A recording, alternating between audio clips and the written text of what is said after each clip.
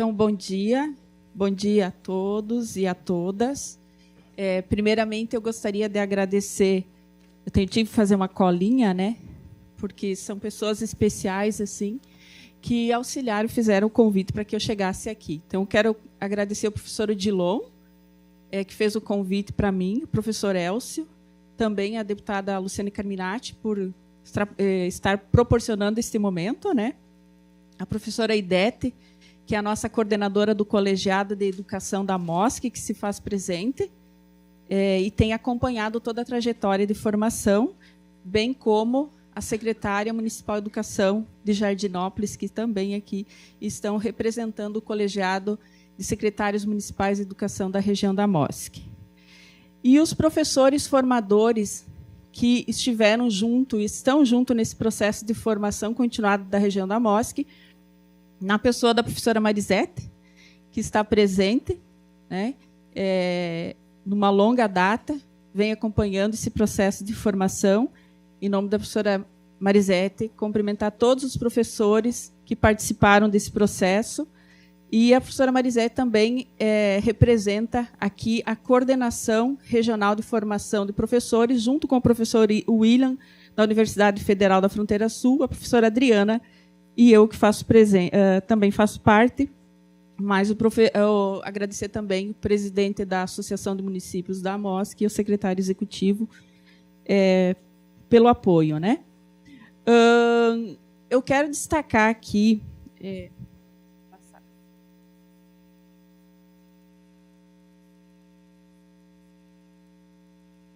Estou apontando para ti.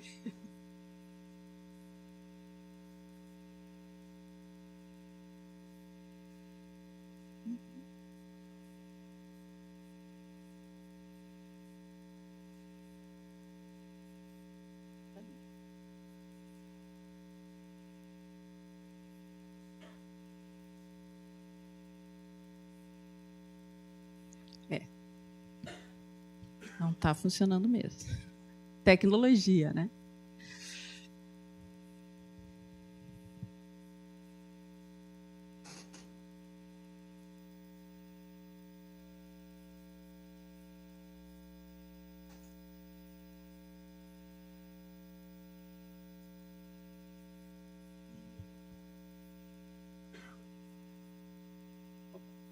Agora foi. Ao destacar o trabalho da MOSC, é importante eu colocar uma questão bem importante, a relação da MOSC com a formação de professores. Que relação que tem essa instituição de 56 anos de atuação na região oeste de Santa Catarina? Primeiramente, destacar que a MOSC ela foi criada em 1963, na década de 60, e a MOSC foi uma das instituições que puxou à frente da primeira universidade da região oeste de Santa Catarina, né? A Fundesc, que hoje é mantenedora da Unichapecó. Então, a MOSC tem uma trajetória importante nesse processo da formação de professores, do qual a primeira graduação foi o curso de Pedagogia em 1972, que, quem sabe, alguns de vocês aqui fizeram parte da trajetória da Unichapecó, como a professora Cássia Ferri, né, que, embora hoje está no litoral, também foi uma aluna egressa da Fundesc. Então, a MOSC tem uma trajetória desde a iniciação do primeiro curso de graduação, né, e aí eu destaco a importância que tem um conjunto de propostas e ações bem-sucedidas na trajetória e na história das pessoas, da qual eu faço parte, né? E eu fiz a minha graduação em 1999, saindo do magistério, na época que tinha o magistério, ainda na educação básica, né? E logo fui fazer a minha graduação disputadíssima. Na época a gente fazia vestibular, vocês lembram, né? Na época em que as famílias, quando uma pessoa da família passava no vestibular, não sei se é do tempo de vocês, mas colocavam até faixa na frente da casa da família, né, para dizer, opa, é uma conquista, né? e eu fui uma dessas alunas e muito satisfeita com o meu processo de graduação de 4 anos, todo dia da semana. Saía do trabalho e ia, né, sem receio nenhum, e cursei a graduação na UniChapecó por 4 anos. E aí, hoje, nós estamos discutindo a qualidade da educação, da formação de professores. Mais uma vez, eu destaco a importância de se pensar ações eficazes para que a gente possa garantir o futuro, não só dos nossos filhos e dos nossos netos.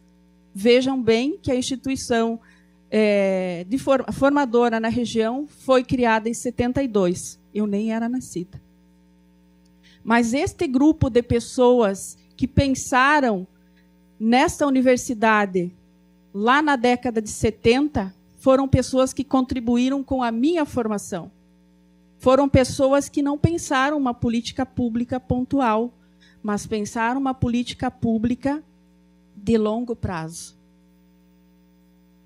Então, para mim, isso é muito importante no ponto de vista de profissional que atua na educação básica e a minha própria trajetória, né, pessoal e profissional. Por isso que estou destacando a importância desse feito na minha trajetória. A gente até fica um pouco nervoso, né? Quando toca um pouco na gente, enfim.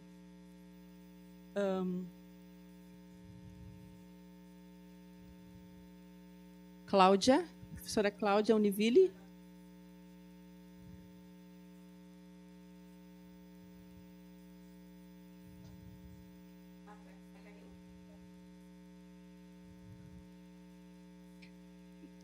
Não está passando de novo.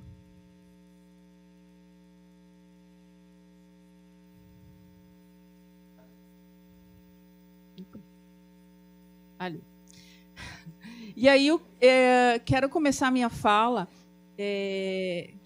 com uma fala do professor Nova, que diz assim: a formação de um docente não se limita à aquisição de determinadas capacidades ou competências. Implica vivências, interações, dinâmicas de socialização, a apropriação da cultura e de um ethos profissional. É uma realidade complexa, que exige um trabalho em comum no seio da própria realidade profissional. Maioritariamente, os formadores de professores devem ser professores. Não é possível ensinar a nadar sem entrar dentro da água. Então, trago essa fala do professor Nova, que faz parte de uma entrevista que ele deu o ano passado, retratando um pouco do contexto e das necessidades do contexto escolar.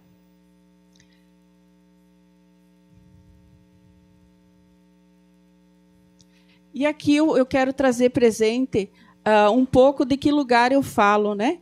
Já fiz uma pequena introdução da minha própria formação e aqui trago presente um pouco da minha trajetória na região. Primeiramente, a formação de professores, a formação continuada, ela vem a partir das necessidades da região, ou seja, a partir do nosso colegiado de educação, um colegiado que foi criado logo após a LDB, 1996. Esse colegiado foi criado, e a partir das discussões nesse colegiado que a gente vem fazendo as formações continuadas. Após, então, eu participei de um grupo de estudo da proposta curricular de Santa Catarina, fui convidada pela professora Tereza, da qual eu agradeço muito a professora Tereza Dil, que faz parte da UniChapecó, e nós começamos a fazer parte desse grupo de estudo, da qual participavam professores profissionais, não só interno da UniChapecó, mas também professores externos, como foi o meu caso, a CRED Chapecó, representantes do município de Chapecó também participaram desse processo de conhecimento, estudo propriamente da proposta curricular de Santa Catarina e, posteriormente, a questão do estudo da Base Nacional Comum Curricular.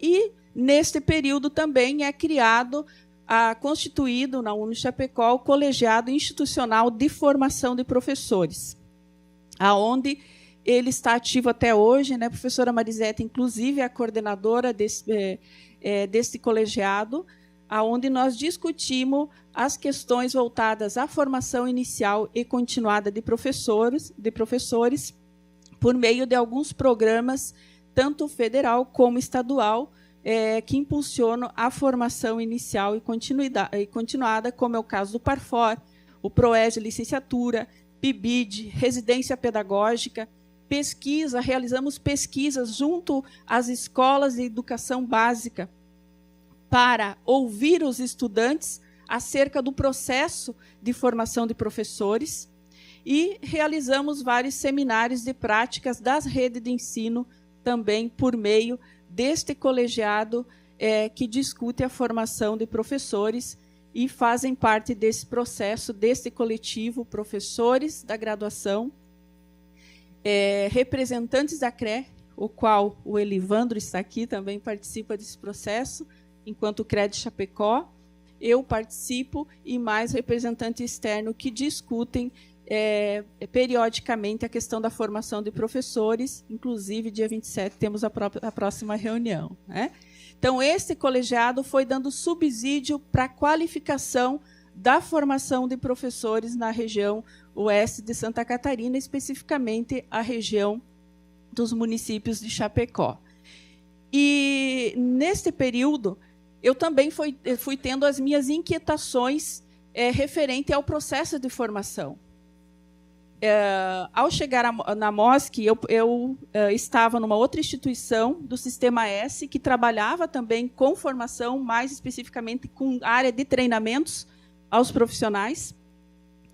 E eu comecei a atuar na formação de professores, auxiliar na contribuição. E foi tendo uma inquietação nesse processo, da qual eu me inscrevi numa primeira disciplina do mestrado em educação da UNU Chapecó, que era Tópicos em Educação, Formação de Professores. Porque, embora eu já estivesse atuando na formação de professores na região da MOSC, muito me inquietava com algumas falas, posturas e algumas questões contraditórias. E isso me instigou para mim fazer a primeira disciplina do mestrado em educação. Eu não fui para o mestrado para mim tirar o certificado de mestranda, de mestre. Eu fui para o mestrado justamente para mim beber da fonte da pesquisa e da ciência. Esse foi o meu objetivo principal de ter ido para o mestrado. E não simplesmente para colocar lá na rede social o meu título de mestre. Não foi o meu intuito. O meu intuito foi beber da fonte para mim poder qualificar o meu trabalho e o meu dia a dia.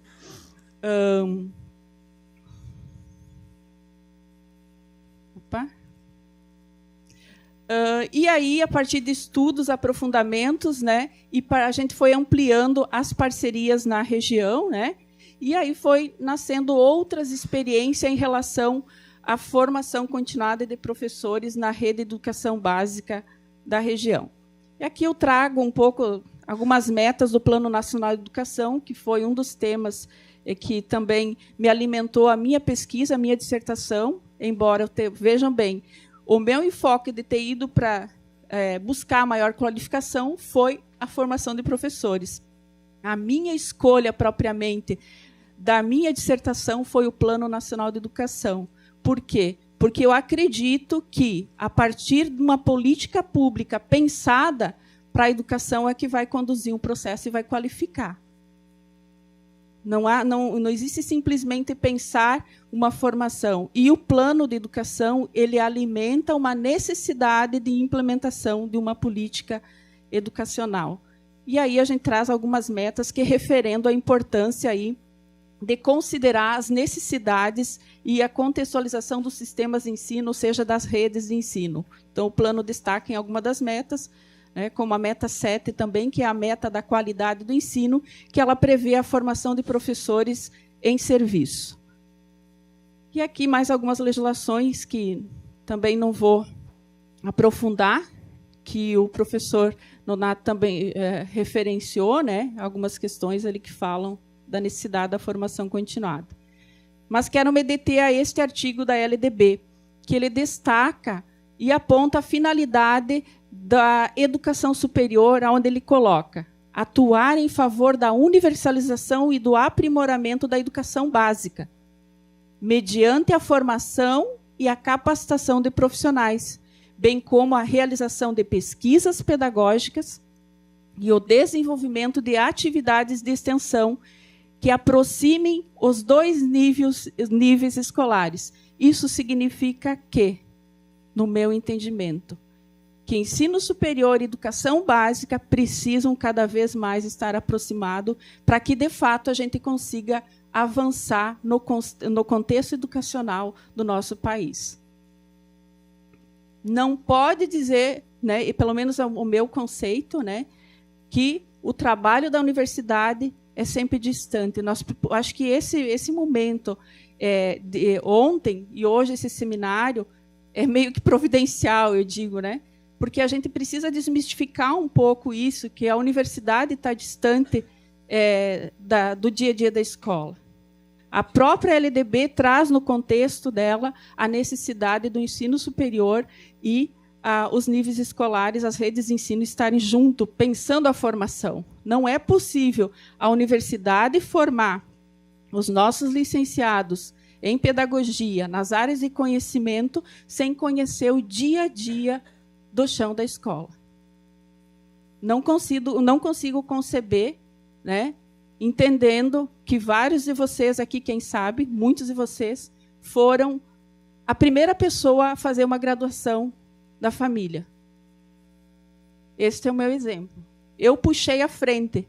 De 8 filhos, eu fui a primeira que tive essa oportunidade de ir para o ensino superior na região oeste de Santa Catarina por alguém que pensou essa possibilidade na década de 70. Porque na região oeste não tinha universidade. Quem tinha condição se destacava a capital, e quem não tinha ficava à mercê. Né? Hoje eu tenho orgulho de dizer que eu tenho meu filho, que já está formado há 12 anos, meu sobrinho, e assim em diante. Então, eu puxei à frente por alguém que pensou uma ação que reverbera em todo o contexto de uma sociedade. E penso e acredito que só é possível pensar na transformação da educação se a gente sair um pouco das caixinhas, se a gente parar de divagar um pouco e pensar coletivamente naquilo que é salutar para toda a sociedade. E aí eu vou falar um pouquinho da formação continuada, especificamente, né, da experiência que nós temos na região. Então, a região da MOSC ela é formada por 20 municípios da região, uma população de 356 mil habitantes, 150 escolas da rede municipal de ensino, da qual eu atuo, né, com a rede municipal de ensino, 38.291 estudantes da rede de educação municipal, sendo que 17.863 são da educação infantil e 19.825 do ensino fundamental, num contexto de 2.652 professores e equipes pedagógicas e diretores que compõem esta rede da região da MOSC. Formada pela sua maioria de municípios de pequeno porte, como vocês percebem, né? Tendo Chapecó como município polo, os demais municípios são municípios de pequeno porte.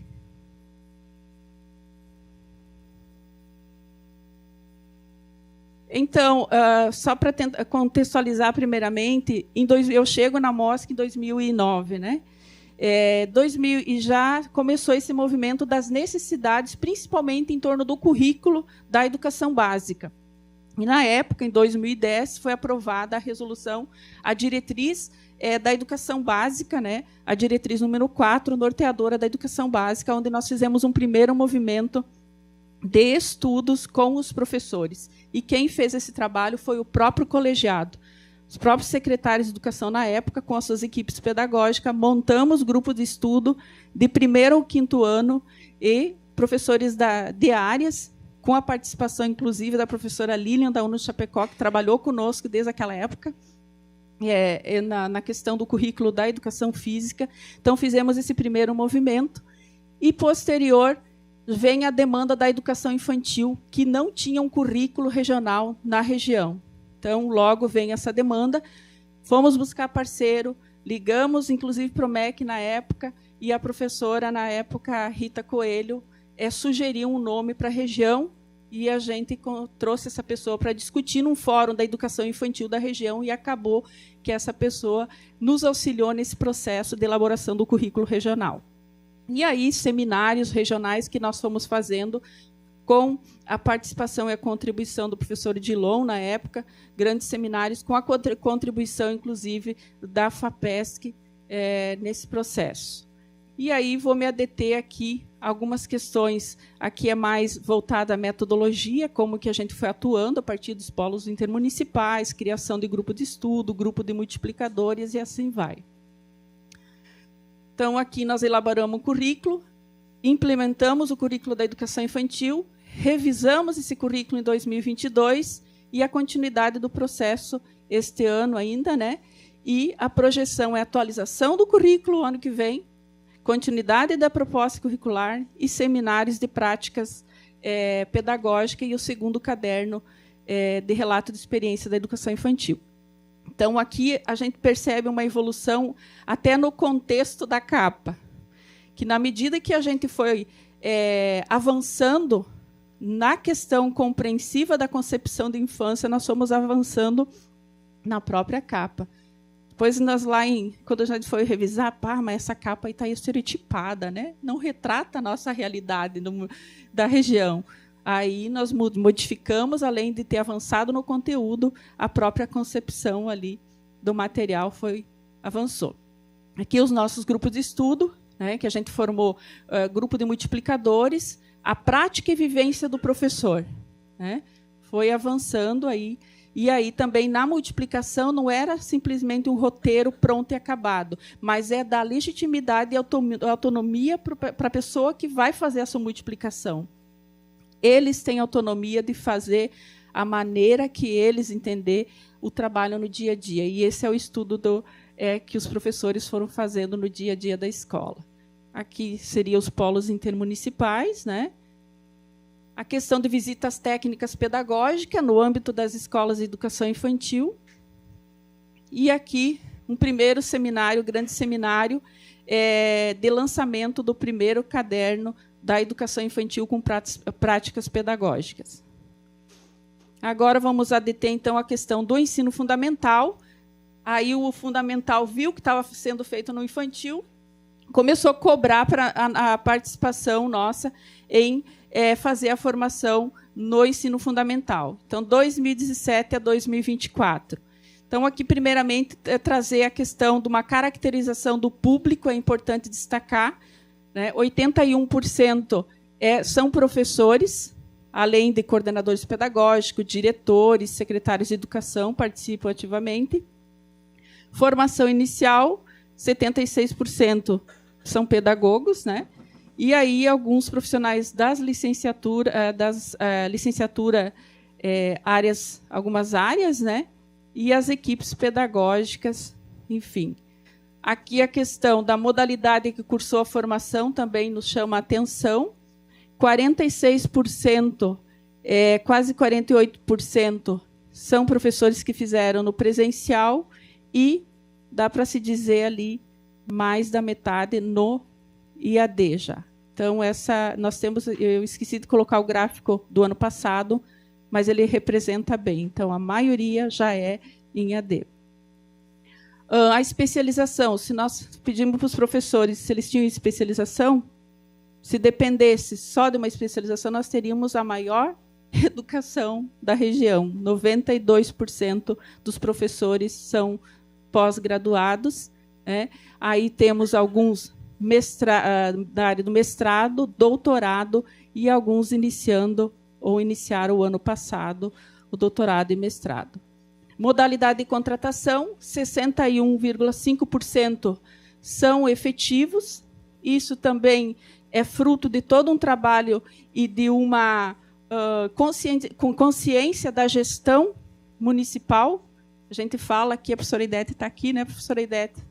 Professora ali também, de Jardinópolis, é fruto de todo um trabalho da necessidade de termos professores efetivos nas redes municipais de ensino. E aqui retrata aí este trabalho.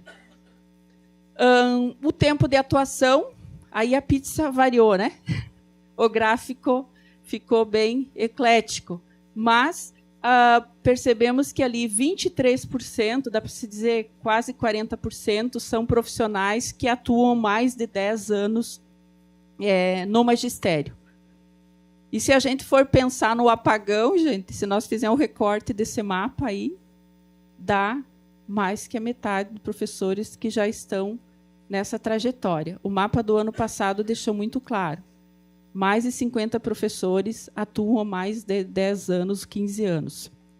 E aí é uma preocupação muito grande nessa questão de quem vai substituir, quem que vai fazer o papel do professor amanhã ou depois.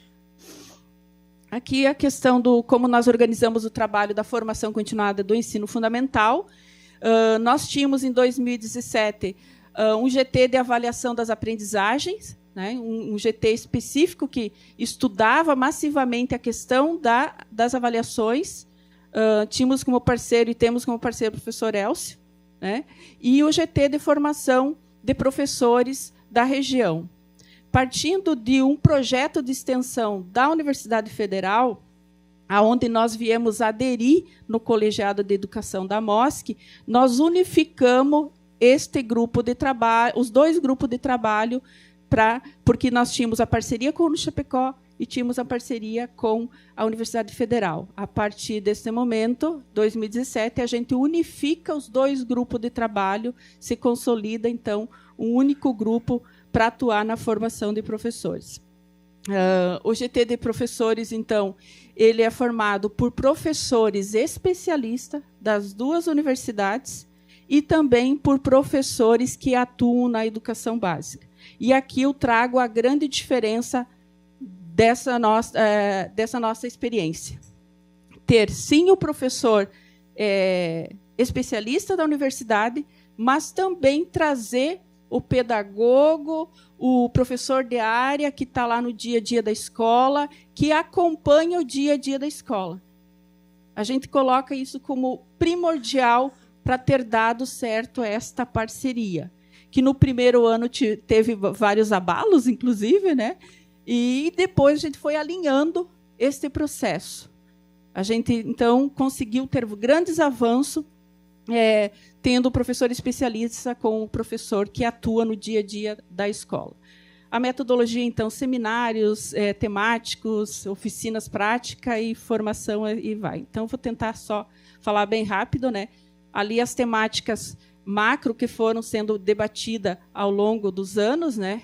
E desde a base, enfim, oficinas de áreas de conhecimento já ocorriam lá em 2017, né? Oficina das áreas. A questão da avaliação sempre debatida, né? Seminário de inclusão. Aí, em 2018, iniciamos o processo de elaboração do currículo regional do ensino fundamental da região da MOSC, né? Muito estudo da proposta curricular de Santa Catarina, da BNCC, a contradição, os que aprovavam, o que nos aprovavam, e chegamos num consenso para escrever um documento que retratasse a região oeste de Santa Catarina, especificamente os municípios da MOSC. Porque entendemos que a base ela é um documento norteador do Estado. Embora tenha suas contradições, ela é um documento norteador legalizado no país, né? E aí, também, as oficinas práticas foram ocorrendo no processo. Então, continuamos aqui. O papel da direção e equipes pedagógicas, também fazendo alguns momentos de formação para os professores que atuam na direção e coordenação pedagógica. Aqui, em 2018, acho que eu falei do grupo de multiplicação, que atuaram também nas escolas, né, formando os professores no ambiente da escola. oficinas específicas, o trabalho para produzir. Aqui que foi criado o grupo de elaboração e produção de material propriamente, tá? Então, nós tínhamos um grupo aqui, já estava alinhado um grupo de produção. Em 2019, então, nasce a primeira versão do documento curricular da região da MOSC. E fomos fazendo as mesas temáticas, debates, né, através de alguns temas norteadores aí do currículo e oficinas também. Em 2019, vale destacar que iniciou o processo em Santa Catarina da elaboração do currículo do território de Santa Catarina. Creio que alguns de vocês têm acompanhado esse processo, né? E a região, no momento que começou esse processo de discussão do currículo do território, já tinha o primeiro documento elaborado. Isso auxiliou e fomentou, motivando este grupo de trabalho a participar do seminário realizado em Santa Catarina, que foram 3 seminários, eu acho que a professora Cássia também coordenou esse processo, né? 3 seminários de 2 ou 3 dias, não me recordo muito bem, mas acho que foi isso, onde vários professores que atuaram na elaboração do currículo da região da MOSC participaram da elaboração do currículo do território de Santa Catarina. Então, aqui, 2019, as temáticas específicas, né? Continuando aqui, adaptação curricular, enfim, educação financeira entra por uma necessidade também da região de estar discutindo essa temática, educação financeira e fiscal. Seguimos aí para 2020, que seria o ano de implementação propriamente do currículo. O que vem? A bombástica Covid-19. O primeiro encontro de formação foi presencial, né, professora Idete? Foi presencial e a gente estava preparando o próximo evento para abril daquele ano. E aí vem a Covid, daí todo mundo ficou doido. E tivemos que se organizar, né, enquanto formação, e demos a volta por cima e fizemos a formação online, todo mundo aprendendo aquele momento, mas demos a continuidade nesse processo. Sigamos aqui. Em 2021, um ano mais respirando um pouco ainda, tudo o que tinha acontecido, mas era hora de a gente fazer também formação para acolhimento psicossocial e a questão da biossegurança humanizada.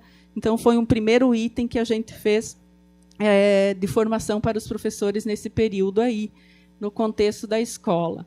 E aí o currículo regional, também trabalhamos a questão do diagnóstico das aprendizagens e a questão do planejamento contínuo, que creio que todos aqui que estão na educação básica tiveram que vivenciar essa ideia do contínuo 2020, 21, 21 e 22, né? Que hoje a gente traz alguns traços aí no IDEB, né, que saiu recentemente por conta de todo esse processo aí que não foi fácil para ninguém. Mas eu creio que os professores, as redes conseguiram dar a volta por cima e fazer o seu trabalho.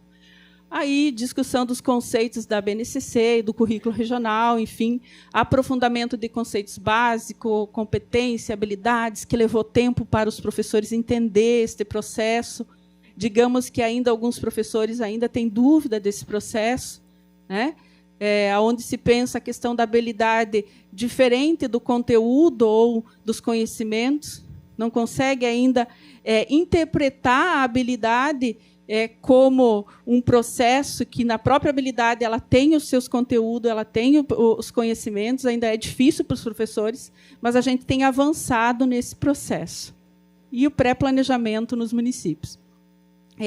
Continuidade, a questão da centralidade na questão da avaliação formativa, da avaliação no contexto, a gente foi sempre avançando nesse processo, aprofundando isso com os professores, tarefa que não é muito fácil, mas a gente tem avançado. As fontes pedagógicas da realidade como um elemento importante para o currículo, dentro da concepção de que o currículo regional traz, essa ideia da fonte pedagógica da realidade com elemento central para garantir as aprendizagens dos estudantes.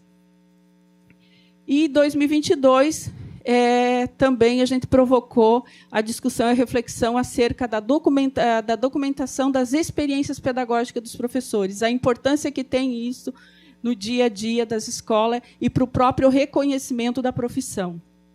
A questão da educação especial, sempre latente, alfabetização e letramento, enfim, temas aí que a gente sempre foi retomando e aprofundando.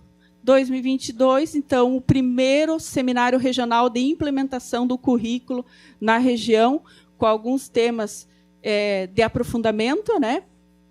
Como aparece novamente ali alfabetização e letramento, e aí o primeiro relato de experiências das práticas pedagógicas da região da MOSC em 2022. 2023, retomando, dando continuidade à implementação, né? A gente chama atenção para a docência na educação básica, retoma o currículo, avaliação formativa e práticas pedagógicas novamente, né? É uma prática que não dá para abandonar essa questão das experiências pedagógicas.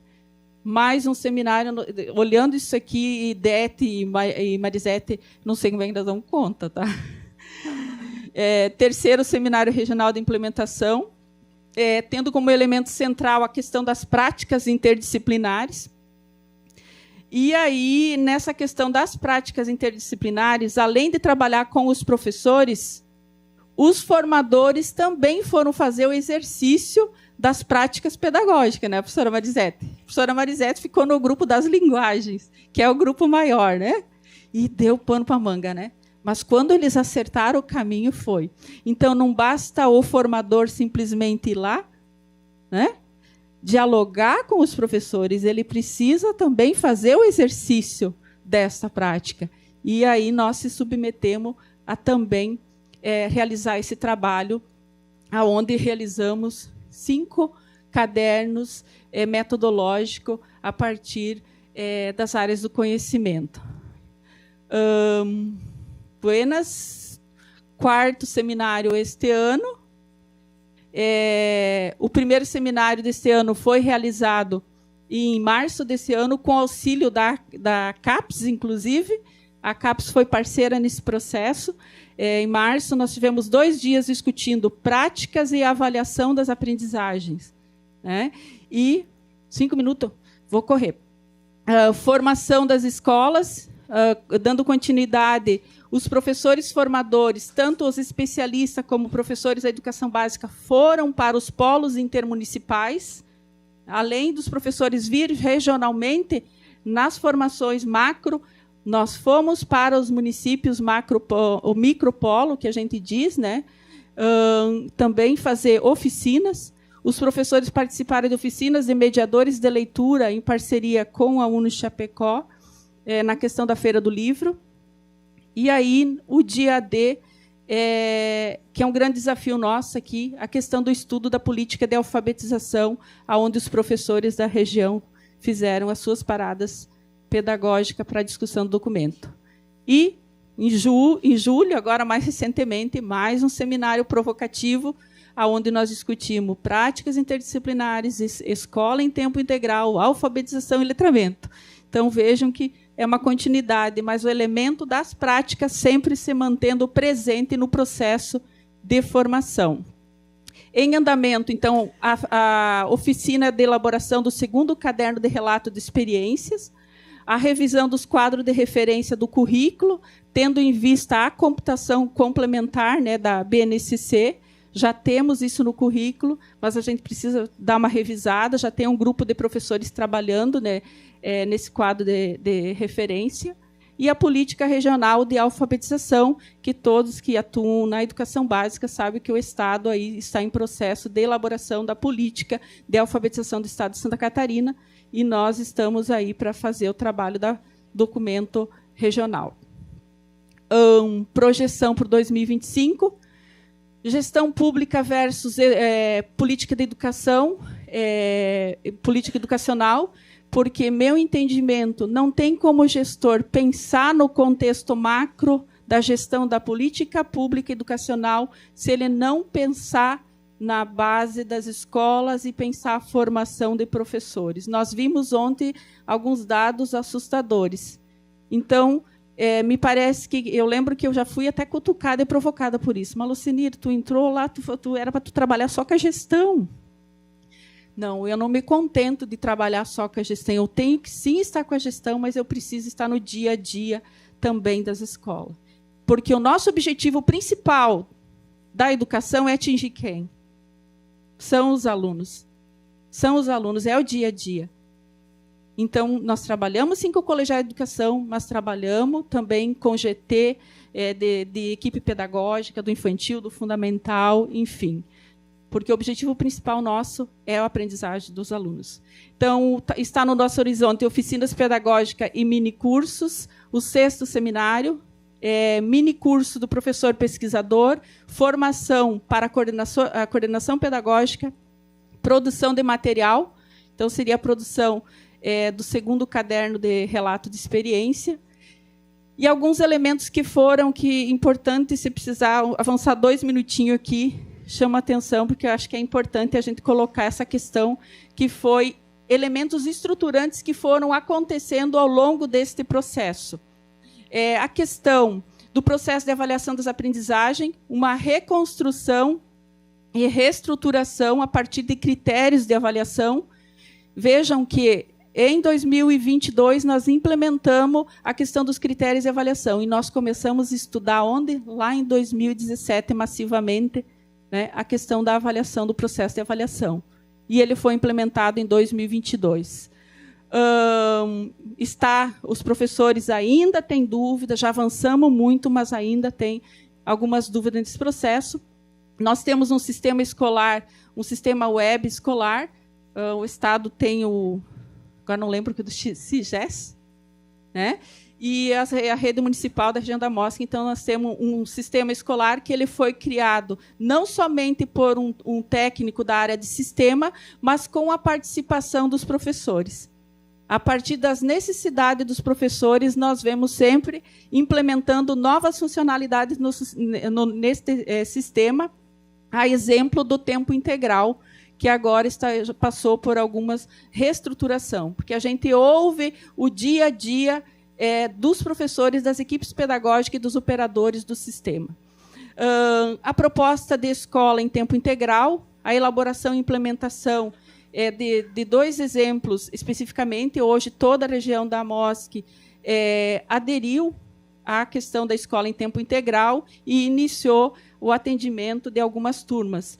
Mas, lá em 2019, nós iniciamos também o processo de elaboração, criação de um projeto para escola em tempo integral em 2 escolas que estavam prestes a fechar, que são a escola do campo. E hoje se espalhou, né, todos os municípios estão atendendo em tempo integral em algum momento, né, em alguma turma.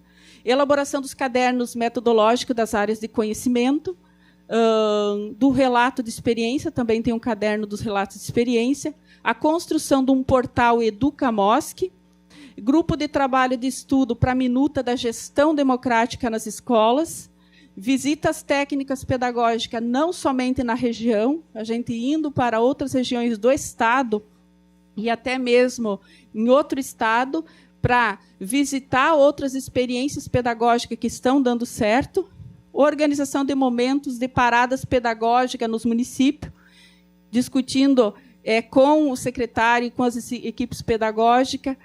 Teve essa demanda da questão da necessidade da parada pedagógica. Então, tem municípios que não tinham introduzido isso no processo do calendário escolar, começaram a fazer esses momentos de parada pedagógica. Encontro com universidades da região para discutir os estágios obrigatórios e os planos de ensino e currículo. Fizemos momentos chamando todas as universidades públicas, privadas, comunitárias, para discutir o estágio curricular, que é um desafio grande, né, professores? É um desafio muito grande, porque vocês que estão no dia a dia, seja das CREs, da onde estão, sabem disso. Muitas vezes o aluno... Desculpa, acho que eu cansei. Muitas vezes a professora não, né? A aluna chega lá, num dia para o outro, quer fazer estágio na escola, e a escola não é assim. O dia a dia da escola não é assim. Existem casos da estagiária chegar e pedir emprestado o plano de ensino da professora. Isso acontece em algum lugar aqui? Será? Então, assim, são coisas assim, a gente diz, meio aberrante, assim, uma coisa muito complicada, né, se entendendo no contexto das escolas, mas acontece. Então, nós chamamos as universidades para discutir essa questão. Junto com isso, chamamos o professor Ebert, que foi citado aqui, a experiência de Sobral. Fizemos o Seminário de Desenvolvimento Regional da Educação, chamamos o Tribunal de Contas e o secretário de Sobral para discutir, né, que feito que é esse de Sobral, que faz, né, o Brasil inteiro e outros estados. Então, a gente trouxe ele para fazer a fala. Algumas questões a gente concorda com ele, outras não, né, nem tanto assim, mas, enfim, é uma experiência a nível de país. E realizamos a primeira Feira Regional de Ciências, Tecnologia, Arte e Cultura da região da MOSC, trazendo os estudantes para mostrarem, trazer as práticas pedagógicas das escolas. Os estudantes fazendo um relato regional. Só para concluir. E aí algumas ações que foram sendo importantes. Aqui o sistema escolar, que demonstra que o critério de avaliação e alguns conceitos, né, específicos da avaliação dos estudantes. O portal Educa MOSC, que está em evolução ainda, esse portal aí falta tempo, porque a minha equipe na MOSC sou eu, né, professora Idete? Às vezes eu fico, como é que a gente consegue fazer? Consigo fazer isso por quê? Porque eu tenho uma equipe que apoia nas decisões, o colegiado, as parcerias com as universidades, porque eu sozinha não conseguiria. Então, nós fizemos muita coisa, temos os desafios de gargalo. E aqui nós temos o portal Educa, que falta ainda muita coisa a gente avançar nessa perspectiva. Hoje, olhando a apresentação de vocês, eu vi que tem alguns materiais produzidos a formação profissional, né, que, quem sabe, a gente possa agregar aí ao próprio portal. E aqui a primeira versão do curso, segunda já versão, a verdinha, a terceira versão do currículo regional, e já estamos pensando em qualificar ela, né? Aqui o material, os cadernos metodológicos das práticas pedagógicas, o encontro agora de julho, com participação, cultura, arte, e a questão de diálogos, especificamente. Também essa questão de motivar, de tocar o professor, né, valorizar as práticas das escolas, o estudo individual nos municípios, a primeira Feira Regional de Ciência e Tecnologia, a questão do evento desse ano sobre avaliação. É complicado, agora ia passar a parte da avaliação, tá? Bem, pessoal, eu tenho ainda, na verdade, aqui a avaliação desse contexto. Não basta só falar, né? É importante a gente retratar um pouquinho da avaliação dos professores. O que os professores estão dizendo desse processo? Inclusive, tem algumas falas, mas eu fico à disposição. Se vocês me derem um tempinho a mais, eu concluo. Obrigada. Obrigado, professora. Eu sei que é chato a gente interromper a fala, mas a gente quer também dialogar com vocês, né? E temos um tempo aqui restrito. Professora Lucianira ainda tem bastante slide que ela discute a avaliação do processo, faz propostas. Quem sabe nas perguntas daí tá? Estou com eles aqui, tu pode dar uma olhadinha. Bom, então, primeiro queria agradecer ao professor Nonato, professora Ivanise, professora Lucianira, por nos abrilhantar nessa manhã com essas falas, né? O professor Nonato traz essa grande preocupação da gente ter uma formação continuada densa, né? Relacionado ao estricto senso. Nós temos que entender que formação continuada não é fácil e não sai da noite para o dia, não é lá reunir um grupo de professores para ouvir uma palestra, é um processo contínuo, né? Permanente, planejado, né? Então, também é complicado achar que, de uma hora para outra, nós vamos ter uma transformação, né? Se é que ela é necessária assim tão grande na escola, de uma hora para outra. Ela pode ser dada em pequenos passos. A universidade, vocês podem entender esse contexto, que ela é demandada a todo instante com políticas que não são permanentes, né? Então, ontem já vimos, hoje a gente percebe que, nesse momento, nós estamos sem uma política de formação continuada estabelecida em nível federal. O professor Nonato nos chama a atenção disso. Isso é um problema ou é uma oportunidade, né? Então, das redes se articularem, do Estado se articular, estabelecer a sua própria política e trabalhar isso como efetivamente uma política. Eu estava dando uma olhada porque eu não tinha conhecimento do projeto de lei que foi citado ontem sobre a instituição do Fórum das Licenciaturas em Santa Catarina, né? E eu dei uma olhada lá nele assim bem rapidamente agora, mas a gente já teve o fórum, aquele fórum permanente, como é que chamava? O Fórum Estadual Permanente de Apoio à Formação Docente, que reunia muitas entidades significativas do estado de Santa Catarina, que discutiam as políticas de investimento, as articulações das redes, né, principalmente para investimento do Parfor, Fundez. Isso funcionou no estado durante algum tempo. E a questão é que nós estamos desarticulados. Se nós chamássemos vários de vocês aqui para apresentar propostas ou experiências de formação de professores no estado de Santa Catarina, a gente ia colecionar um grupo, né, centesimal, talvez, de experiências, boas experiências, mas que talvez elas não estejam tão articuladas e tão densas, né? A professora Ivanise, ela chama atenção para a necessidade de nós discutirmos o impacto também do que nós fazemos na pós-graduação, stricto sensu. É alarmante o número que ela traz aqui de 2021 e 2022, nós temos na área de ensino, mais de 3.400 produções, e a gente não conseguir perceber que isso realmente está transformando o espaço da sala de aula quando a pesquisa é para esse lugar, né? Ou para a formação de professores. Na verdade, para a educação formal, não formal, mas que está relacionada à questão do ensino. Então, a articulação universidade-escola, que a professora Locenir lembrou muito bem, que está instituída lá na LDB, e nós já tivemos políticas públicas fortes nisso, quando a CAPES, por exemplo, financiava, continua financiando o PIBID, mas de uma forma muito estrangulada, né? Foi estrangulado o PIBID, financiou Parfor, financiou LIF. Eu entrei nesse lugar aqui que eu estou hoje pelo LIF, pelo Laboratório Interdisciplinar de Formação de Educadores, lá em 2012, né? Tivemos o Observatório da Educação, Novos Talentos, Prodocência. Nós já tivemos um conjunto de políticas públicas financiadas para aproximar essa relação universidade e escola.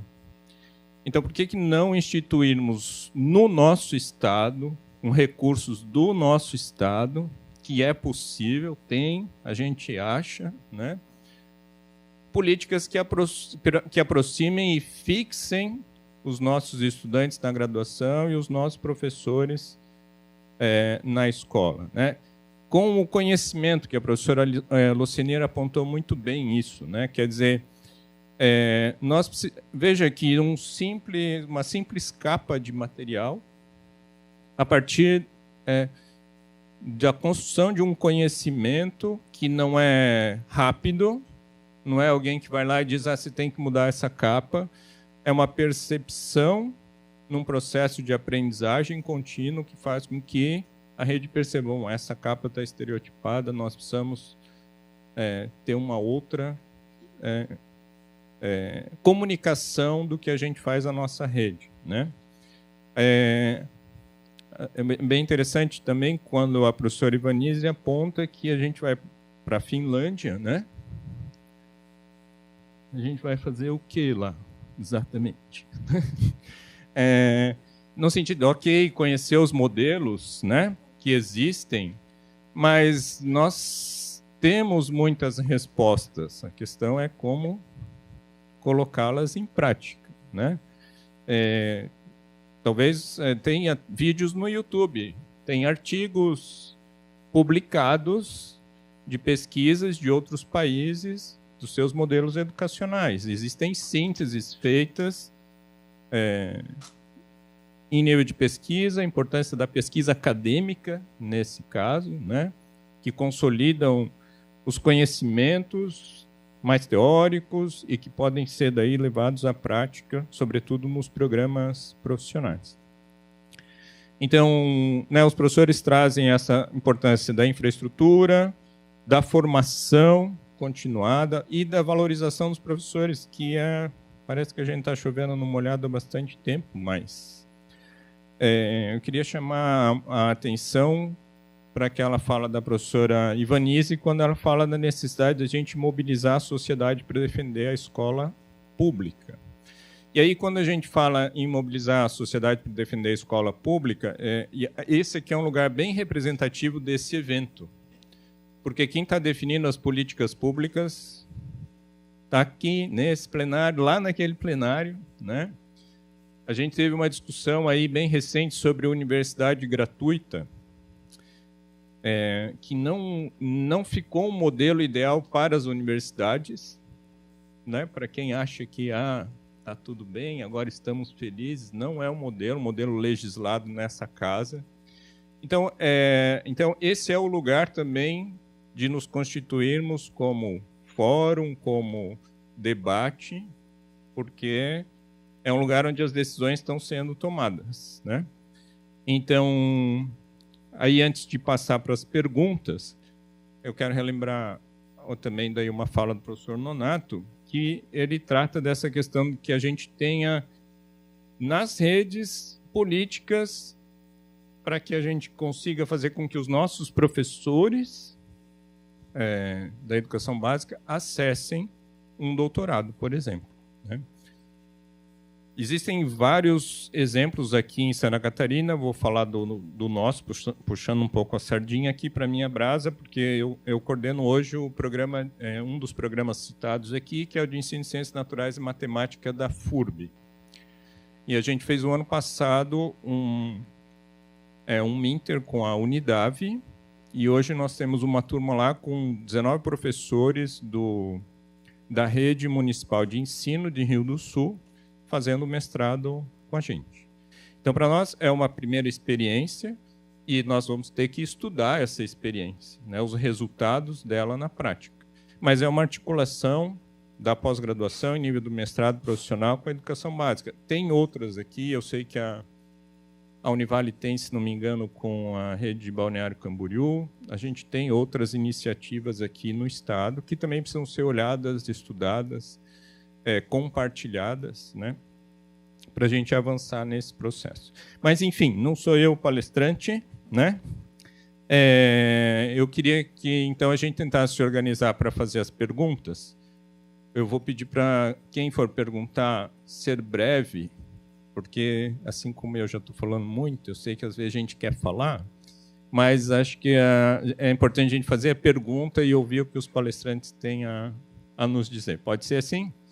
A gente pode fazer naquele pacote de 3 perguntas, direciona a pergunta para alguém, ou a gente escolhe aqui quem pode responder a pergunta. Tá. Então, aí a gente circula um microfone. A gente tem tempo, a gente tem 40 minutos para as perguntas. Tem lá alguém mais aqui e ali. Então, temos 3 pessoas. Pode começar lá, professor. O microfone lá, ó, lá em cima. Como é que é teu nome? Carol.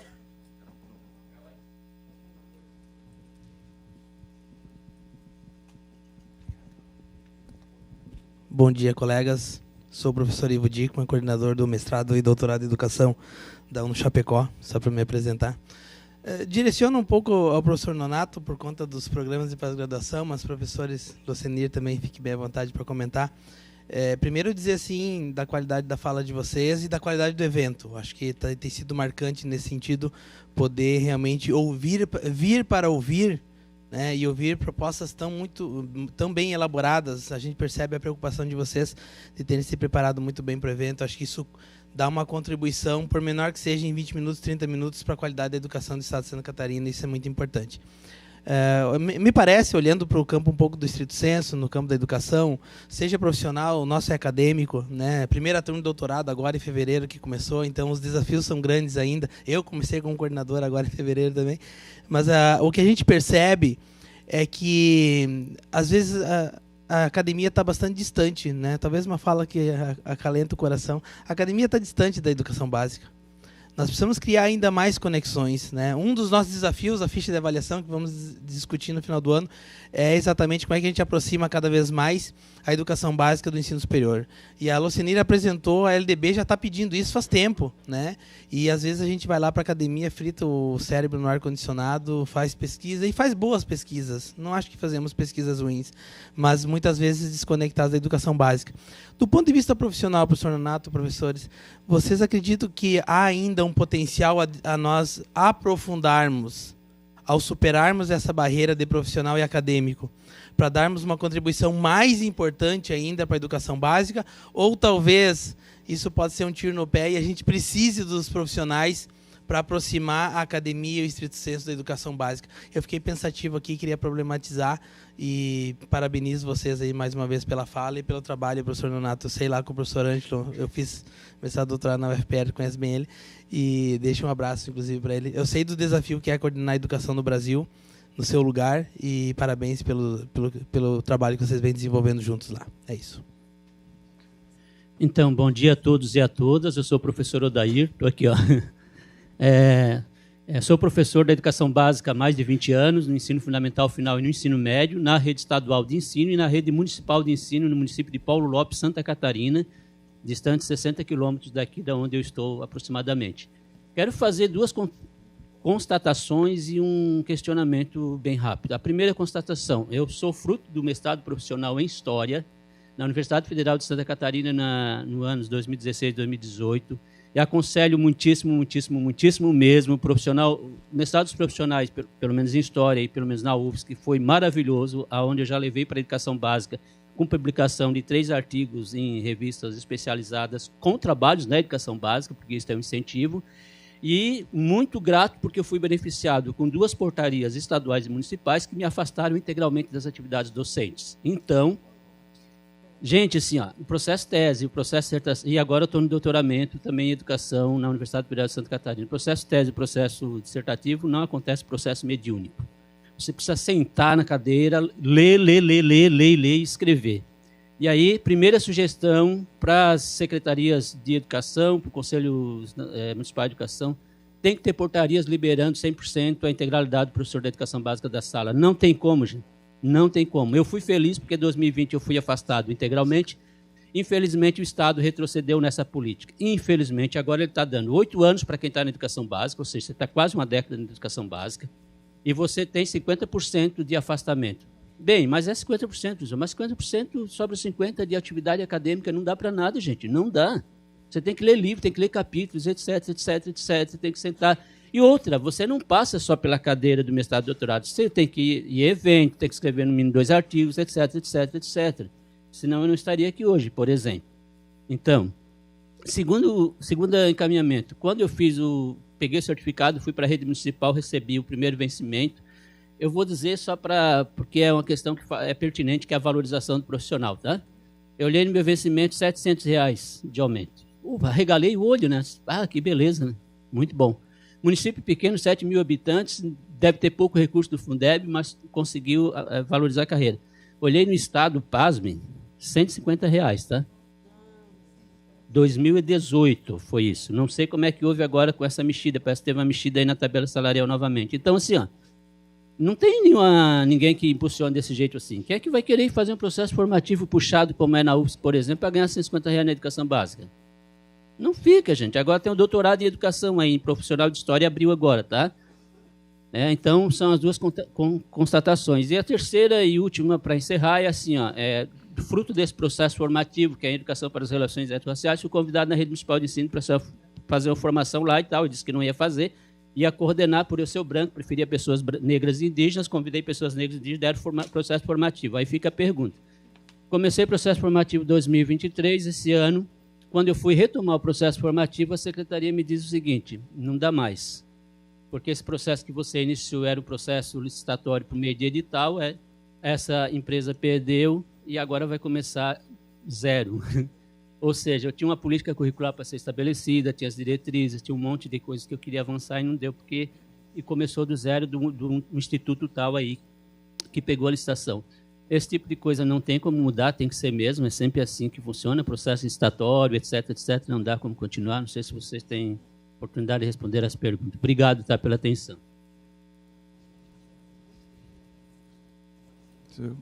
Então tá. Bom dia, pessoal, tudo bom? Meu nome é Thales, sou professor de Química, foi tanto falado, né, aí a formação de Química, do Instituto Federal de Santa Catarina, e também sou coordenador de graduação do IFSC, né, vinculado à Pró-Reitoria de Ensino.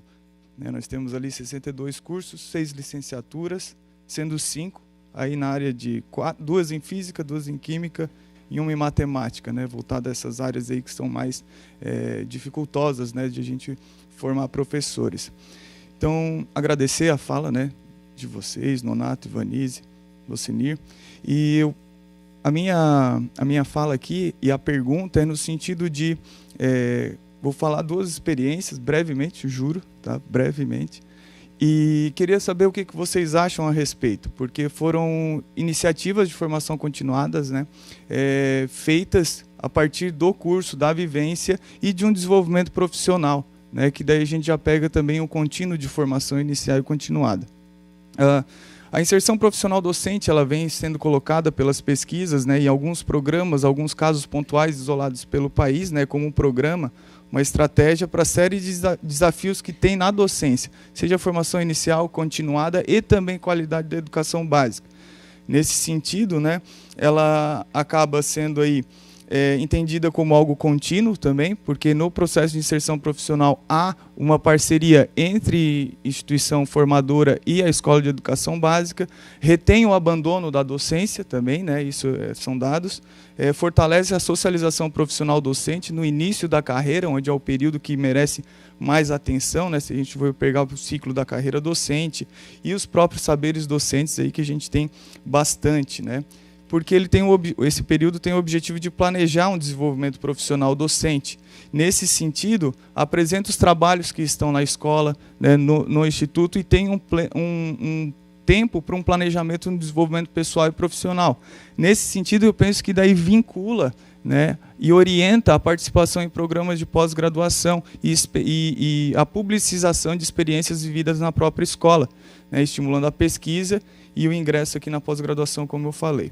Tá? E, inclusive, a possibilidade dessas pesquisas voltarem para a escola, que é outra dificuldade que acontece, né? Então, nós temos no planejamento um problema de pesquisa gerado pela própria vivência num período de inserção profissional, feito o acompanhamento, né, e a participação nesses programas. Tá?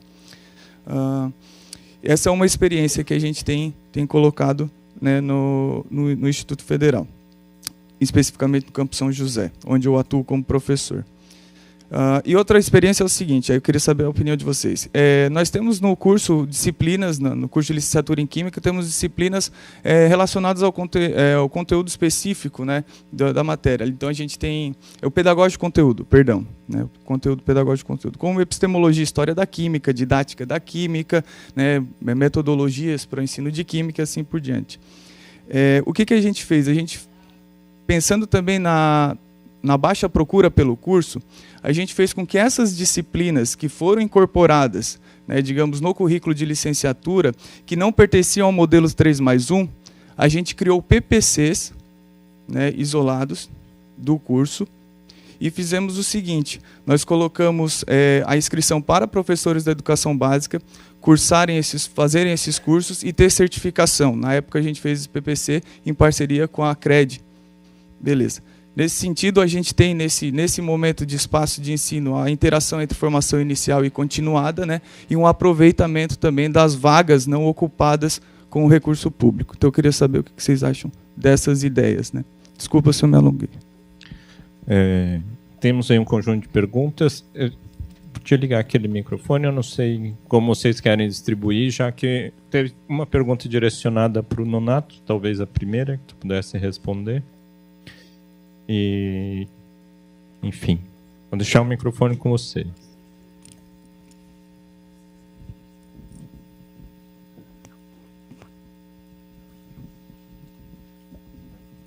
Agora tá. Professor, bom, prazer em conhecê-lo pessoalmente. A sua indagação, de uma certa forma, você está querendo entender um pouco essa questão da dualidade entre profissional e acadêmico. Isso na área de educação, né, foi um problema sério, seríssimo, tá? Os programas profissionais, eles sofreram uma resistência gigantesca, inclusive pela nossa maior associação, que é a ANPED. A ANPED foi extremamente contrária à criação dos programas profissionais na área de educação, né? Exatamente. Como houve uma resistência grande na educação, surge lá. Nosso primeiro programa profissional na educação é de 2009, né? É um programa da Federal lá de Viçosa. Mas existia uma desconfiança muito grande por parte dos acadêmicos. Nós temos autores consagrados, já que ele escreveu. Posso citar o nome, por exemplo, o próprio o Severino, ele fez críticas fortes a respeito disso, entendendo que o que estava em jogo é a qualidade da pós-graduação conquistada aí por um longo prazo com a proposição de mestrados profissionais na área de educação. Então, nós ainda estamos... desde então, existe uma luta contínua de institucionalização dos programas profissionais. Eles cresceram bastante. Hoje, eles são muito mais bem aceitos do que antes. A própria ANPED agora dialoga com a gente. Tanto é que nós somos convidados, eu inclusive, para poder ir lá, né, estar com eles discutindo a questão dos profissionais. Nós crescemos muito. Nós éramos um programa, nós começamos em 2009, houve um crescimento grande, em 2012, aí por aí, tal, 16. Hoje nós estamos atualmente com 55 e teremos novos programas. Eu acredito que teremos novos programas. Os doutorados, então, foi um desafio grande. A sua fala é muito coerente com a nossa. Eu tenho sido um defensor dos doutorados profissionais. Tá? Nós tínhamos 3, e a resistência que se tinha dele é exatamente aquilo que você comentou há pouco. Qual o entendimento que tinha a área, inclusive, de educação. Tá? Mas eu agora estou dialogando bem com a pessoa que tinha esse entendimento. Inclusive, estamos escrevendo juntos. Né? A gente aprende que tem que se aproximar das pessoas para poder conquistar melhor outros espaços. Mas qual o entendimento que se tinha? É que, por exemplo, no caso dos doutorados, é que se você, o doutorado profissional da educação não faria sentido porque você ia tirar os professores da educação básica. E aí é o seguinte, eu digo isso com conhecimento de causa, eu vivi a escola por 33 anos. Então, assim, eu digo que vai tirar o professor da escola, da secretaria, não é o doutorado. O que vai tirá-lo de lá é a ausência ou a ineficiência de políticas públicas para a retenção desses professores nas redes. Então, nós precisamos... Então, quando o professor comenta aí que houve, por exemplo, desculpe, eu estou no Estado, mas já que se falou, posso colocar, não de outro, mas R$150 de valorização, de evolução por um título de mestre ou de doutor, é realmente um desrespeito ao profissional. Então, assim... mas isso tem mudado. Por exemplo, há municípios que a evolução salarial de um doutorado, por exemplo, mestrado são 30% e doutorado 50%. Nós temos alguns municípios que vão nessa direção. Tá? Eu vou já falar um pouco da sua fala, concordo plenamente a questão de que eles precisam ter espaço para estudar, para poder sair. Isso é um desafio grande para as redes. E, professor...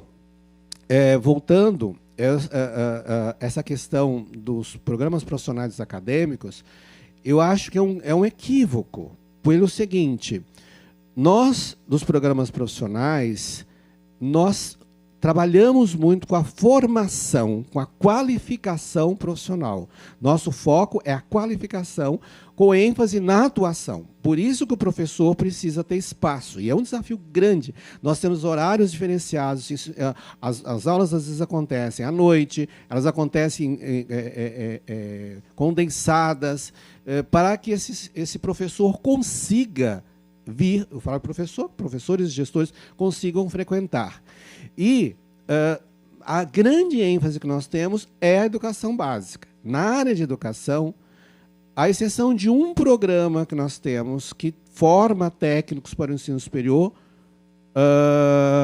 os profissionais, todos os outros formam professores e gestores, todos. Tá? Agora, é necessário essa questão dessa aproximação maior das redes. Agora, só para poder finalizar aqui minha fala, essa questão do dualismo profissional e acadêmico, como a professora comentou, eu acredito que isso tende a terminar. Né? E quando falam dos colegas meus da área, ficam, mas é o fim dos profissionais. Não é o fechamento dos programas profissionais. Não é isso que está em discussão. Tem uma proposta nova, uma minuta, que aí sim, também não é o fim. A ideia que está propondo é que os mestrados tenham uma ênfase na qualificação profissional e os doutorados, por sua vez, ou seja, de certa forma, nós não teríamos mais doutorados profissionais, que aí é a formação por meio da pesquisa. Então, na tese, nós teríamos mestrados profissionais e doutorados, não sei se posso chamar acadêmico, mas não teria mais essa distinção. E não seria mais condição o ingresso no doutorado, o pré-requisito a ter concluído o mestrado. Isso está em discussão, vocês estão lá no CTC, né? Tem mais propriedade para falar sobre isso, mas, de alguma forma, eu acho que são desafios que a gente tem para frente. E, cada vez mais, buscar se aproximar das redes de educação básica. Tá bom? A sua fala, eu vou deixar como é da área dela, mas eu concordo muito bem com essa ideia que se tem de formação continuada na perspectiva do desenvolvimento profissional. Não pode ser essa ideia isolada. Eu acho que a concepção de formação na perspectiva do desenvolvimento profissional é um grande caminho aí para as políticas públicas. E não há como pensar essa temática se não for na perspectiva de políticas. Os projetos em si, gente, eles acabam, e tem que ser política de Estado. E depois a gente acaba indo pela descontinuidade. Bom, então, só aprofundando um pouquinho, né, no que você comentou sobre a questão da dualidade, modalidade acadêmico-profissional, o que a área de ensino tem discutido, e isso também já apareceu no próprio CTC, lá na CAPES. O CTC é o Conselho Técnico Científico do Ensino Superior, onde você tem os 50 coordenadores de área, né, que ficam discutindo algumas questões. E o que vai diferenciar um do outro é justamente a sua natureza. Se ele vai ficar mais focado na pesquisa básica ou se ele vai ficar mais focado na pesquisa aplicada. Né? Então, isso que vai diferenciar um do outro, a sua natureza, a sua identidade, não necessariamente essa palavrinha profissional ou acadêmico. Então, a gente vai olhar para isso. Né? E aí, em relação à questão da valorização, eu concordo plenamente. Não tem como. Né? A gente até brinca que na própria as universidades federais, quando você progride de letra, o aumento que a gente tem dá vontade de chorar também, ali R$200, mas enfim. Mas em Roraima, os professores que têm somente graduação, eles iniciam na carreira com R$3.000 e poucos. Depois, quando eles alcançam o mestrado, vai para R$6.000. E o doutorado, no primeiro nível, é R$8.100, R$8.200. Então, eles têm uma valorização salarial muito boa. Entretanto, a gente tem o problema da infraestrutura. Então, tem muitas escolas que realmente não têm infraestrutura. E eles esbarram no outro problema, que é a questão de que eles têm que ministrar outras disciplinas para complementar a carga horária. Então, isso eu acho algo que a gente precisaria repensar no Brasil, por que na educação, no ensino fundamental, anos iniciais, não pode ter o professor de química, não pode ter o professor de física, não pode ter o professor de história e de geografia? Por que o pedagogo tem que abraçar todas as áreas do conhecimento? Isso eu acho muito cruel com a formação das crianças no nosso país. E aí, se nós tivéssemos essa reestruturação, teríamos muito mais professores dentro da educação básica. E aí, o professor do Instituto Federal de Santa Catarina, eu acho louvável essa proposta. Primeiro, porque você vai conseguir trazer outras pessoas para os cursos de licenciatura. E tomara que a física faça isso, que outras licenciaturas também façam isso, porque a gente tem uma dificuldade de preencher essas vagas. Segundo, nós temos professores que já estão formados há muito tempo, né? E muitos deles, e eu sou fruto disso, eu me formei na UFSC. Eu fiz bacharelado inicialmente, bacharelado e bacharelado tecnológico. E aí, durante o meu mestrado, meu orientador me obrigou a fazer licenciatura. Tá? Então, ótimo, somos parceiros nisso. E eu nunca quis fazer licenciatura, eu não queria ser professora. Não tinha a menor vontade. Queria para laboratório, controlar todas as minhas variáveis, que eu acho o máximo controlar a variável. Aí você vai para o ensino, não controla nada, dá um desespero. Mas, enfim. E aí, durante o meu mestrado, eu fiz algumas cadeiras de licenciatura, que é a realidade dos cursos de licenciatura do país. Então, você não tem um professor de física, um professor de matemática, um professor de química. Você tem um químico que fez uma disciplina de didática, que fez um estágio, que fez uma disciplina de prática, e que não consegue fazer a relação deste conteúdo específico de química para a sala de aula. Então, quando vocês abrem essa possibilidade, é uma forma também deste profissional que já está atuando repensar essa sua formação e, inclusive, tentar, de alguma forma, burlar a BNCC e o novo ensino médio, trazendo outras estratégias para a sala de aula. Então, acho isso importante. E, por outro lado, a gente tem físicos que dão aula de química, né?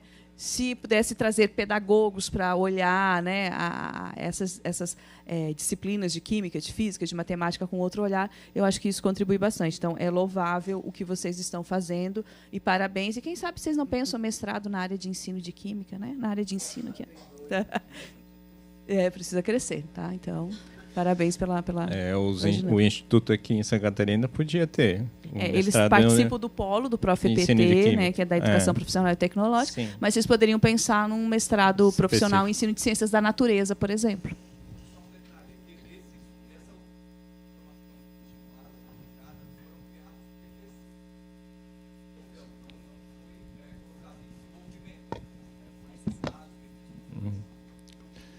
Tá certo. Eu só queria... Eu estava lembrando aqui, porque a gente faz formação continuada nas redes, e a gente vê a dificuldade dos municípios em lidar com muitas questões, que é isso, né? Que é como é que eu vou afastar um professor e ter recurso para colocar um outro professor no lugar. Quer dizer, tem redes e redes, tem redes que comportam essa substituição, tem redes que têm muita dificuldade em repor um profissional que é afastado, né? Outra questão é viabilizar recurso, por exemplo, porque você tem salas de aula. Vamos pensar na educação infantil lá, um professor com 15 crianças, 20 crianças, né? Sem que o município também tenha condição de formar esse professor, de tirar ele daquele espaço de trabalho dele para fazer a formação. Você tem que cumprir um calendário, né, de aulas, de turnos, de trabalho. Então, às vezes, parece que a universidade está distante disso, né? Eu ouço dos meus alunos no mestrado falar: o professor precisa ir lá para a nossa escola. Eu falo: eu sei a escola, eu conheço a realidade das escolas e da dificuldade que muitos municípios têm para que consiga fazer com que esse professor tenha uma formação, que é aquilo que a gente falou, uma formação densa, uma formação pensada, refletida, com tempo, e não com um monte de outras coisas para fazer. Então, esse também é um trabalho que nós precisamos pensar em colaboração. Quer dizer, a gente tem, por exemplo, uma experiência aqui de uma associação de municípios que podem colaborar em diversas questões, não só na formação continuada, né, que eles têm uma experiência muito interessante, mas que podem colaborar também nesses problemas que são problemas afeitos a em que momento que eu vou conseguir formar esse professor. E formar sem ser só nas paradas pedagógicas 2 vezes por ano, ou lá para lá no meio do semestre e vamos ter uma palestra. Então, a formação não vai conseguir acontecer dessa forma, né? A gente precisa de tempo, a gente precisa de planejamento, porque, por exemplo, eu vou tirar os professores de história da sala de aula e o que eu vou colocar no lugar, né? Nessa aula que os alunos deveriam ter de história. Então, é um processo que a gente precisa também pensar a organização do nosso currículo, a nossa organização didático-pedagógica. É um enfrentamento que talvez a gente ainda não conseguiu falar, mas podemos falar em novos fóruns, que é buscar inovações para o processo educacional, nas organizações pedagógico-metodológicas, nas organizações das nossas escolas. Quer dizer, ontem isso foi citado pelo professor Juarez, né? O nosso enjaulamento. Então, precisamos de algumas experiências na educação básica de desenjaulamento, né?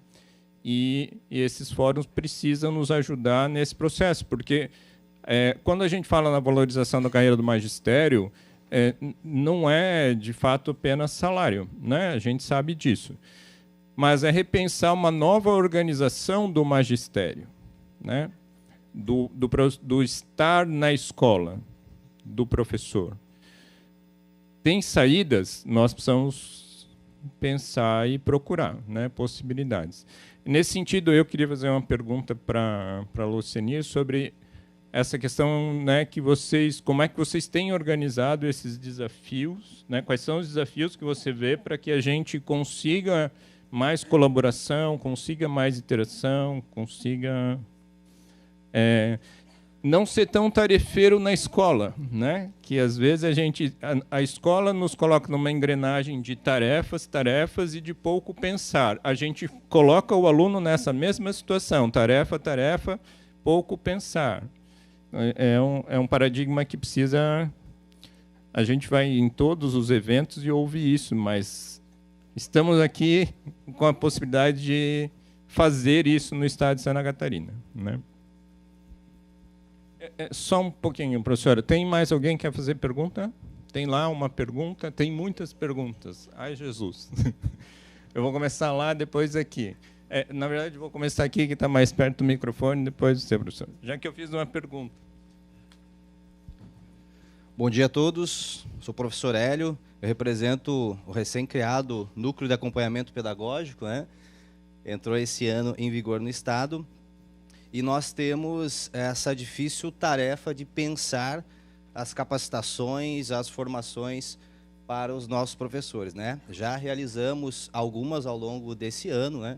Voltado aí para as equipes pedagógicas, diretivas, professores da área da educação especial, e temos muitas outras aí até o final do ano. Mas meu comentário, na verdade, não é uma pergunta, né? Eu gostaria de trazer um pouquinho mais para a realidade da escola, né? Nós observamos aqui alguns comentários acerca dos mestrados profissionais, da educação superior em si. E o que nós observamos é o seguinte, tá? Acho que nós não podemos esquecer que as perspectivas dos nossos alunos acerca do que esperar da escola mudaram bastante. Então, algo que nós temos que refletir, o que eles esperam da escola. Eu digo isso porque talvez em muitas escolas os alunos não veem mais o ambiente escolar como um ambiente de mudança social, de ascensão social, que ele consegue realmente mudar a sua vida. Principalmente quando a gente vê alunos de classes sociais um pouquinho mais baixas, né? Seria nesse sentido. E algo que, inclusive, acho que pode ilustrar essa questão, é porque nós observamos que quando os alunos chegam ao ensino médio, né, ou seja, primeiro, segundo ano, aquela preparação para o Enem, a gente observa que muitos acabam optando por entrar em cursos técnicos no primeiro ou segundo ano, por uma questão talvez de imediatismo, de entrar no mercado de trabalho, e quando indagados acerca do ensino superior, acerca de fazer o Enem, nós recebemos inúmeras respostas, né, acerca de que realmente é muito difícil, ou eu tenho outros objetivos. Então, algo que acho que ilustra muito essa perspectiva. Nesse sentido, acho que vai muito de encontro aos dados que o professor Odilon mostrou ontem, inclusive, acerca do baixo índice de entrada de acadêmicos em determinados cursos, mas, sobretudo, aos cursos de licenciatura. Quando nós falamos sobre a possibilidade do aluno se tornar professor, nós quase levamos uma pedrada na sala de aula, né? Tem algo bem complicado nesse sentido. Então, eu gostaria de um comentário a respeito dessa situação que a gente observa que em muitas escolas é uma realidade. Obrigado. Bom dia a todos. Eu sou o professor Volmir, da CRE de Xanxerê, também faço parte do recém-criado núcleo, né, de acompanhamento pedagógico e formação continuada. E eu fazer aqui uma pequena reflexão antes de fazer o questionamento. Nós tínhamos em Santa Catarina uma proposta curricular, começou em 91, tivemos caminhada em 98, 2005, 2014. Nós temos aqui a professora Cássia Fer, né, que foi nossa consultora. Eu vejo aqui tem o André também, que participou da última edição. E nós tínhamos, quanto da construção da proposta curricular, todas as redes, todos os segmentos juntos na construção dessa proposta. Nós tínhamos a universidade, nós tínhamos a rede privada, nós tínhamos a rede municipal, nós tínhamos a rede estadual, né? E aí, depois disso, a gente esperava que as formações continuadas fossem acontecer. Daí a universidade foi para a universidade, a rede privada foi cuidar da sua vida, a rede estadual foi cuidar da sua, né? E passou-se um tempo que diziam que formação continuada era chamada de gereitur no estado de Santa Catarina. E o secretário simplesmente acabou com formação continuada e de lá para cá o retrocesso só piorou. Aí nós tivemos a questão da BNCC, né? Que dizia que cada região tinha que organizar os seus currículos, e aí veio o currículo base do território catarinense, e daí nós juntamos todo mundo de novo, né? E aí vem universidade, vem rede privada, vem rede estadual, né? E aí a professora Lenira, aqui a gente vê que a rede municipal voltou, e lá na região eles se preocuparam e eles foram construir os seus currículos, mas aí ficou de fora a rede estadual, ficou de fora a rede privada, né? Cada um foi cuidar da sua vida, e quem tem condições que está mais perto está tentando dar conta dessa demanda, né? E aí as questões das formações continuadas, né? Como elas têm acontecido, né? Nós temos 200 dias, por exemplo, de aula, como o professor falou, 3, 4 dias para formação, né? A preocupação é maior com o tempo de permanência, porque, né, o aluno precisa estar na escola, porque o pai precisa trabalhar. Então, se de preferência não tiver férias, o professor para o filho estar na escola, é importante, né? Mas a questão da formação vai ficando de lado e vai ficando de lado. E como nós vamos dar sequência nessa questão da formação continuada, né?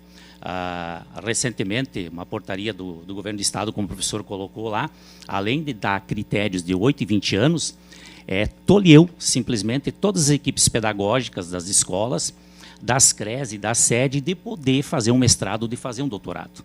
Então, nessa sequência, daqui 2, 3 anos, nós vamos só ter graduados, né, recém-graduados, porque simplesmente ninguém mais vai poder sair para estudar e se preparar e pensar e planejar políticas públicas, né?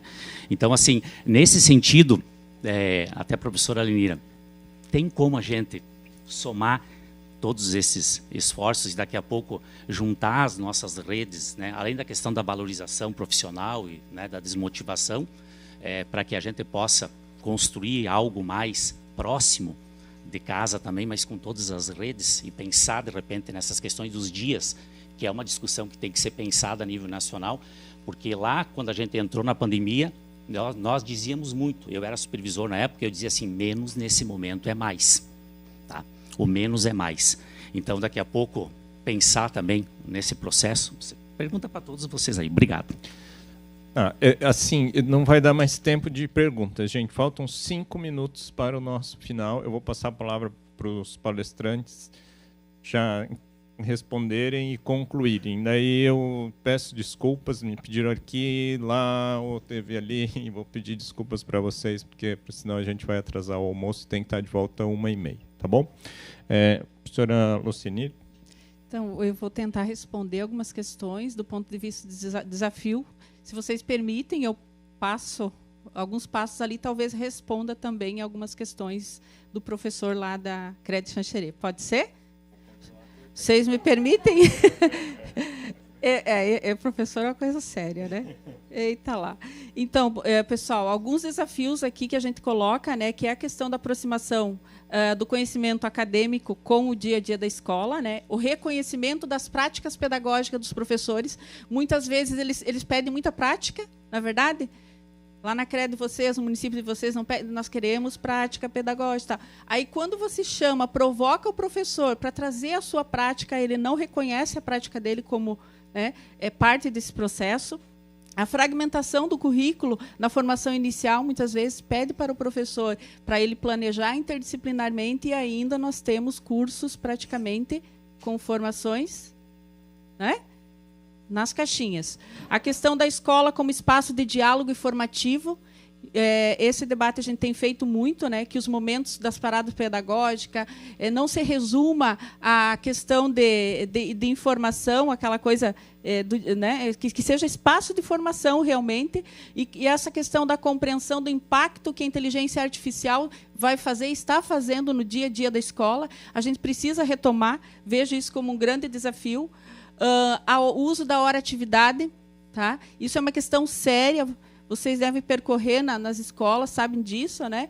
A questão da qualificação da hora-atividade é muito importante para que, de fato, o professor visualize esse momento, não só momento de planejamento da sua aula, mas também como momento de estudo, também como momento de buscar aprofundar o seu conhecimento acerca de algum conteúdo específico. O quadro reduzido das equipes de acompanhamento na rede municipal é muito grande. A realidade das redes municipais, acredito que nas outras demais redes também, mas nós temos o caso, a secretária Idete não está aqui por acaso, além dela ser secretária de Educação, ela acompanhou os processos do GT de formação, e é a professora Idete que faz a questão da prestação de contas lá no município. Enfim, há uma questão muito séria na equipe de acompanhamento desse processo de continuidade da formação de professores lá na ponte. A integração das redes, professor, da de Xanxerê. A integração da rede é uma questão que nós estamos tentando buscar através do GT, lá com a professora Marisete. O professor Elivando estava ali. Como eu falei para vocês, na próxima semana a gente vai estar sentando para discutir novamente essa questão, a possibilidade dessa integração das redes. Por quê? Muitas vezes nós temos professores de 20 horas na rede municipal e 20 na rede estadual. Aí chega lá para o diretor, não, eu não libero, você só vai vir 20 horas. Isso é uma questão séria, a gente precisa resolver isso. Enquanto comitê, eu sei que no estado de Santa Catarina tem um comitê da questão da política de alfabetização, que está discutindo, está tentando fazer uma aproximação. Muitos de vocês fazem parte desse processo, como articuladores regionais, junto dos articuladores municipais do grupo de alfabetização, e não está fácil deslanchar essa formação, né, gente? Que é uma formação que já fez um ano já, né? Julho do ano passado foi, né? E até agora não deslanchou, que a proposta realmente era para essa questão, para sanar um pouco dessa questão do afastamento e distanciamento das redes, né? Vamos torcer que saia, não sei agora, porque é complicado, né? A da educação infantil iniciou, e o ensino fundamental ainda não, mas essa é uma tentativa aí para fazer com que o regime de colaboração entre as redes dê certo, né? A rotatividade constante de professor, outra questão desafiadora. E aí algumas lacunas, né? A questão das tecnologias, uma política de formação permanente com custeio e recursos descentralizados dentro do possível, trazendo presente uma diretriz estadual, já que não temos garantido uma política nacional, quem sabe uma diretriz estadual dando conta disso, e aí também com custeio e descentralização dos recursos para que a gente possa, de fato, fazer acontecer. Temos os nossos... Eu apresentei aqui a nossa proposta, está tudo excelente. Não, nós temos muitos desafios no dia a dia. Nós temos grandes desafios ainda, né? E dentre esses desafios, a questão dos recursos. Muitas das questões que eu apresentei aqui foi parceria mesmo, foi parceria, professores da Unichapecó recebendo horas da própria universidade para fazer a formação. Conseguimos alguns recursos o ano passado em parceria com a Universidade Federal da Fronteira Sul. Então, algumas tentativas, mas se nós tivéssemos recurso, com certeza a qualidade ia ser bem melhor, né? O monitoramento desse processo também, acredito que a gente precisa pensar isso. E aqui uma questão que a professora da CAPES trouxe, né, que eu fiquei feliz, né, como transformar os desafios e problemas da escola como tema de pesquisa. E aí, quem sabe, aí a formação continuada na questão do quesito formação em serviço profissionalizante vai ajudar para essa questão aí. Buenas, para encerrar aqui, eu trago aqui a presença do nosso colegiado de educação, que tem aí, nesse trabalho, uma potência muito grande na região e tem feito um grande serviço, que a gente sabe que tem os desafios, mas, enfim, estamos aí para avançar cada vez mais. Obrigada. Obrigado, professora. Professores querem complementar alguma coisa? Antes de eu falar deles, eu queria só fazer um comentário que eu acabei preocupado com o tempo, lá não pontuei na minha fala. Uma possibilidade bastante grande de nós contribuirmos, enquanto estrito senso, com a formação continuada de professores e gestores, seria a proposição dos projetos de cooperação interinstitucional, os MINTERs e DINTERs. Por que eu digo isso? Esses programas agora, eles podem ser essas parcerias realizadas dessas universidades que nós trouxemos aqui. Então, todas aquelas que têm, por exemplo, nota 4, eles podem oferecer propostas que são... O que é isso? São cursos realizados fora da sede. E as parcerias agora elas podem ser realizadas com as secretarias de educação. Isso tem sido muito comum, né? Por exemplo, no Paraná, nós fizemos duas... Não pode estar falando, o negócio está em discussão, meu Deus. Está em discutir. Nós estamos discutindo algumas parcerias, por exemplo, da universidade com algumas redes de ensino. Isso é muito possível, porque a formação fora da sede. Você vai na secretaria formar. É claro que tem um estágio, né, isso é obrigatório, não pode esquecer disso, e quem recebe vai ter que custear. Mas isso é uma proposta muito interessante que vale a pena as secretarias buscarem aproximação com os programas nota 4 para mestrado e nota 5 para cima, que tem fazer o DINTER. Tá? Então, isso vale muito a pena para colocar. E, professor, você comentou só a questão do porquê que as pessoas não querem mais buscar a docência. Esse é um desafio grande que nós temos pela frente. Infelizmente, a falta de atratividade na carreira docente é um desafio que nós temos pela frente, não é? Que temos que tentar trabalhar com isso, e é um desafio para as redes, principalmente, de ensino. Senão nós teremos, de fato, um apagão. Eu sei que tem dados que falam que nós não demandamos professores, mas eu penso que não. Algumas áreas têm, sim, esse apagão de professores. É isso, gente. Muito obrigado aí pela oportunidade de conversar com vocês. Com isso, então, eu encerro a minha participação. Obrigado. Vou ser bem rápida e só complementar o professor lá que falou da história do retorno das pesquisas, né? Eu trabalho muito com os meus orientandos, isso é a minha postura que eu adoto com os meus orientandos, que a gente não pode colonizar as escolas. Então, a gente usa aqueles espaços para desenvolver pesquisa, escreve a dissertação, escreve os artigos, escreve a tese e nunca mais retorna para a escola. Então, os meus orientandos, quando eles vão para as escolas, e normalmente eles desenvolvem a pesquisa nas escolas onde eles estão lotados, a gente sempre faz um diagnóstico com os docentes e eles ofertam uma oficina, alguma atividade, porque eu sempre digo assim, se a gente plantar uma sementinha lá, já está ótimo. E, quando eles finalizam a pesquisa, eles apresentam um seminário na escola mostrando o que eles fizeram. E isso fez com que outros colegas procurassem os programas estricto sensu para buscar, né, uma melhor qualificação. Então, é importante a gente ter esse olhar para a escola não como colonizadores, mas como colaboradores desse processo. É justamente pensar essa ponte, né? E agradecer e parabenizar esse importante movimento, né, esse espaço de discussão da formação de professores. Mas como a minha formação é de uma área de exatas, eu sou muito prática, eu sou muito, né, propositiva, o que a gente vai fazer depois daqui? Né? Então, acho que precisa já sair com ações, já precisa sair com coisas muito amarradas. Porque se a gente ficar só no campo filosófico, pensando, chorando nas redes sociais, conversando com o colega lá na salinha do café, não vai resolver o problema. Então, efetivamente o que vai sair depois de, né, bem dizer, 2 dias de discussão sobre formação de professores no estado de Santa Catarina, que era um estado de destaque na educação. E a gente perdeu isso. E vai perder mais. E apagão na licenciatura a gente já tem. É que a gente vai perceber isso à medida que os nossos colegas da educação básica forem se aposentando. Então, fica aí essa reflexão, essa provocação. O que efetivamente vai sair de ações daqui quando sair o encerramento do evento hoje à tarde. Obrigada novamente, parabéns a nós. Que acreditamos na educação.